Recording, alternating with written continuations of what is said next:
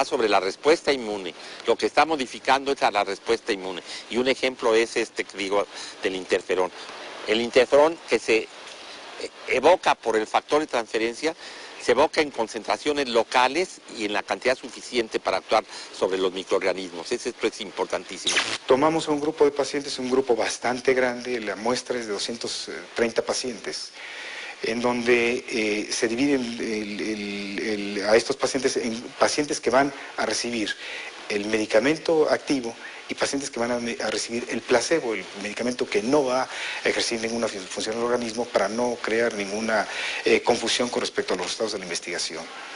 Y nos hemos logrado percatar que el fármaco activo, hay una diferencia entre los pacientes, una diferencia estadísticamente significativa entre el paciente que ha recibido el fármaco activo en comparación con el paciente que ha recibido el fármaco placebo, el fármaco no activo. De tal manera que estamos logrando demostrar con ello que el paciente diabético que está inmunocomprometido y que va a ser sometido a un procedimiento quirúrgico tan importante como es una cirugía cardiotorácica, queda protegido realmente con el uso de este tipo de factor.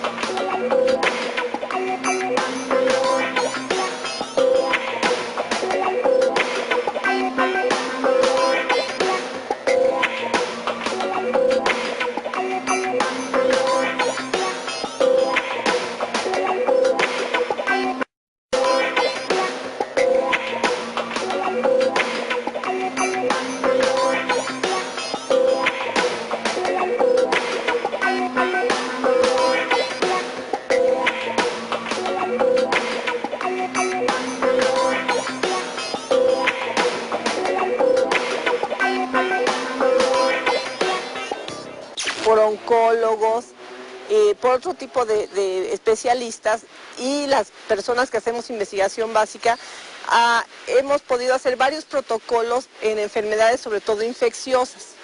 En el caso de enfermedades de humanos, específicamente en enfermedades causadas por virus como el herpes zóster, tiene efectos muy impresionantes porque disminuye en las primeras horas después de su administración el dolor, que es un punto cardinal de esta enfermedad, y además permite que el paciente mate o elimina las células infectadas con el virus más rápidamente. En otras enfermedades donde hemos visto que funciona muy bien, que es una enfermedad que no es infecciosa, son las alergias. Es el caso contrario cuando estamos enfermos. Tenemos muy elevada la respuesta inmune y lo que hace el factor es modularla a que llegue a su normalidad.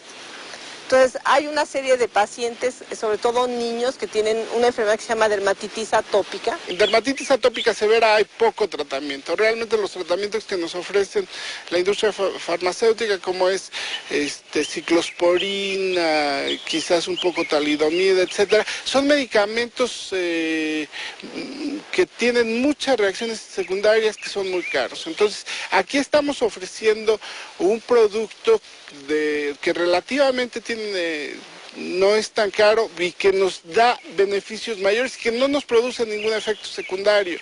Y no hay efectos secundarios importantes, entonces es un medicamento que prácticamente los efectos secundarios son nulos, que está al acceso de muchos pacientes y que nos está ofreciendo un beneficio en algunas enfermedades en donde prácticamente no hay otra cosa que dar más que únicamente cremas inertes o algunas otras que son caras y que de alguna manera no condicionan la curación del paciente o no condicionan un beneficio importante. Si se utiliza en conjunto con las terapias normales, por ejemplo, para los virus pues hay antivirales, Si se utiliza el factor junto con el antiviral, se potencia el efecto de los dos. Entonces, por un lado, el antiviral va a eliminar las células infectadas con el virus o va directamente a evitar que el virus se siga multiplicando.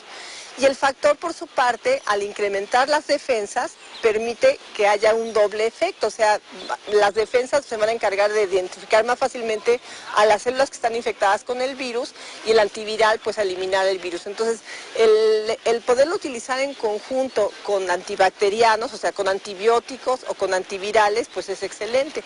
Porque además, una de las cosas que sabemos muy bien del uso de este factor de transferencia es que no tiene efectos secundarios. El factor de transferencia tiene múltiples usos, desde los procesos infecciosos, que es quizá su uso mayor, también en enfermedades alérgicas, en enfermedades autoinmunes, pero en mi campo, que es la oncología, específicamente la oncohematología, los enfermos con cáncer de la sangre, hay que recordar que hoy en día el tratamiento de estas enfermedades cancerosas es la quimioterapia principalmente.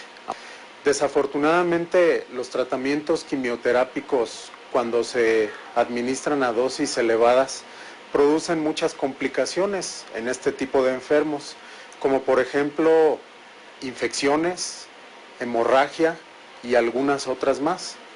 De tal forma que estos enfermos tratados con quimioterapia sufren de las consecuencias de la misma, y el factor de transferencia precisamente puede ser útil para ayudar a que los efectos adversos provocados por la quimioterapia sean menores o desaparezcan. En mi área existen ya medicamentos específicos para disminuir las consecuencias, los efectos adversos de la quimioterapia. Sin embargo, muchos de ellos tienen un costo elevado. Estos agentes que se llaman agentes inmunoterapéuticos, ¿sí? Muchos de ellos son muy buenos, pero son carísimos. Le voy a poner un ejemplo.